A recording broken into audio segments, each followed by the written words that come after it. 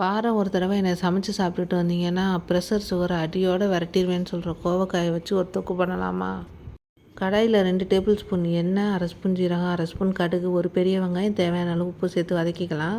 வெங்காயம் நல்லா கண்ணாடி பதம் வந்ததுக்கப்புறம் இஞ்சி பூண்டு 1/2 ஸ்பூனு, 2 தக்காளி அதையும் சேர்த்து நல்லா வதக்கிட்டு 1 ஸ்பூன் மஞ்சத்தூள், 2 ஸ்பூன் மிளகாத்தூள், 1 ஸ்பூன் மல்லித்தூள், 1 ஸ்பூன் கரம் மசாலா சேர்த்து நல்லா எண்ணெயிலே வதக்கிக்கலாம்.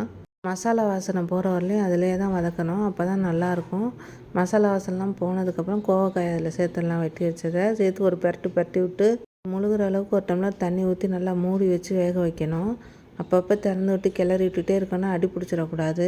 வெங்காயம், தக்காளி எல்லாமே கோவக்காயில் ஒன்று சேர்ந்து வந்தால் தான் சூப்பராக இருக்கும் சாப்பிட்றதுக்கு இந்த தொக்கு. இந்த தொக்கு உடம்புக்கு அவ்வளோ நல்லது. நம்ம வெறுமனை காயை வறுக்கிறத விட இந்த மாதிரி வெங்காயம், தக்காளி போட்டு செஞ்சால் சூப்பராக இருக்கும். சாம்பார் சாதம், தயிர் சாதம் எல்லா வெரைட்டி ரைஸுமே ரொம்ப ருசியாக இருக்கும். சப்பாத்திக்கும் தொட்டு சாப்பிட்லாம்.